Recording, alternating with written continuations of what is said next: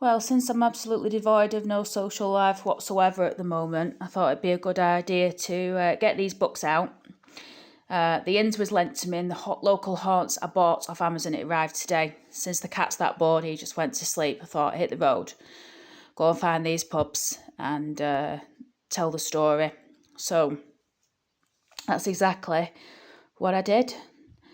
Now, the first pub we're going to go to is on the corner of Manchester Road, Hollinge Road, and where the junction you get onto the M60. Now, it used to be a fully functioning pub, went a bit of a dive in the last few years, in as much as it looked terrible from the outside. Tended to cater a lot for, workmen that were working around the area with the development that's going on and what have you.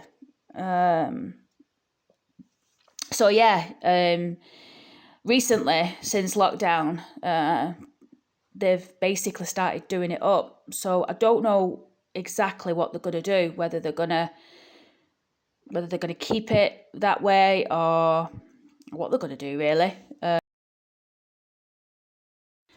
thought I'd do something a little bit different rather than just showing the buildings. I thought, you know what, let's give them a tour of Oldham, beautiful Oldham. So that's exactly what I did. I'm going to cut in when we get to the pub, because I'm going to tell you what I've heard out of the books in terms of the ghosts, and there's ghosts at this pub, and how old it is from what I can see in front of me. Okay?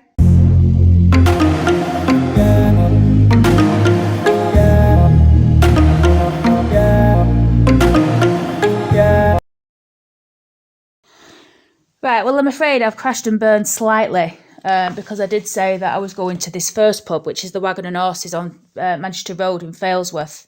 Now, I can't see that in the book. I actually thought it was I think it's called the Grey Horse Inn, which isn't actually working. It isn't open anymore. Now, the Grey Horse Inn was at 723 Oldham Road. I can't think where it was. I genuinely thought it was this pub, but that's okay because not all is lost. This Wagon and Horse is at 483 Manchester Road. Now, this pub was first licensed as a pub in 1784. 1784 till 1810 to a James Taylor. It then became 1812, it got transferred to James Mellor. He had it till 1827. And then Joseph Taylor, 1827 to 48. And so the list goes. And it's literally men all the way until 1927 when Jane S. Reaney gets a licence to the pub. Now, she has it till 1931. Then Thomas Bowman, 31 to 33. And then Jane S. Fleet, she has it for quite a while actually. It looks like 22 years. Jane S. Fleet, 1933 till 53. 20 years. What is wrong with my maths tonight? Look at this name, Clifford Pybus, 1953 to 1960. And on it goes.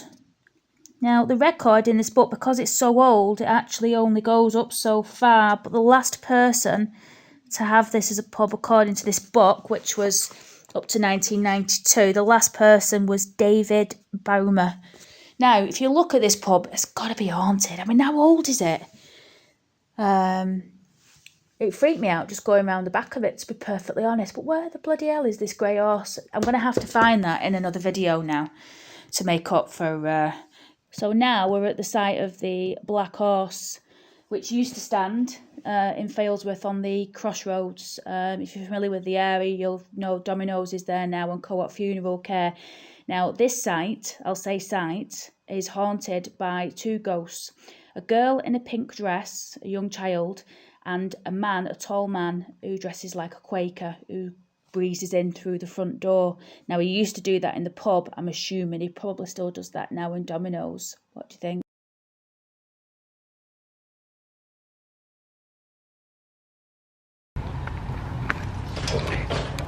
Fucking hell! What are you doing? What are you doing? Filming from the memorial garden. Oh, you're naughty. Where the war memorial is. But yeah, these ghosts. So the little girl, apparently she's quite mischievous, and she used to, when the lady was locking up at night, she used to go in and start messing with the toilet rolls. And one time she was in there and she locked her in, and she actually had to say to her, can you let me out, because I've got to go home to my kids. And apparently as soon as she said that, the door unlocked and she was able to leave.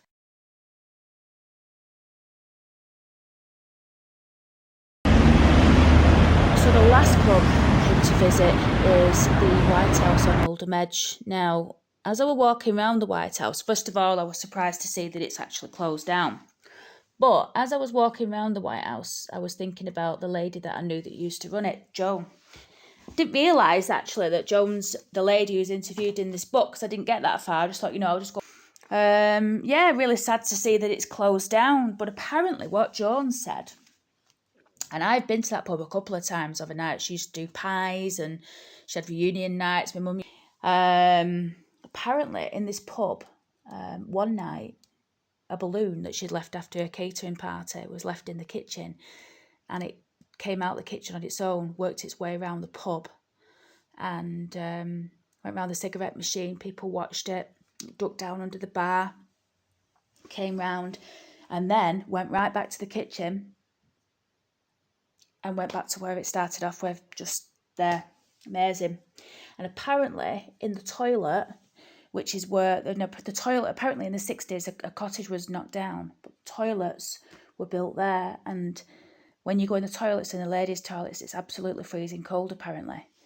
In certain spots, you don't stay in there very long. Now, I can't remember going into the ladies. I will have gone in, but I can't remember anything, and I would have been scared to death if I had known. Apparently, one lady went in and she heard women talking, but she knew she was the only people in the pub. In the toilet, but she could hear these women talking, which is really freaky. But that aside, I'm just really sad to see that this is closed. I'm hoping it's just a COVID thing, but I don't know.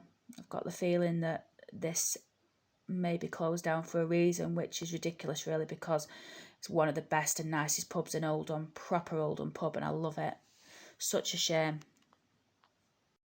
Anyway, it was a nice sunset, so I decided I was going to go and film it. So I found a nice spot just by the site where Oldham Brewery used to be, and I watched the sun go down and filmed it. It was spectacular. Check this out.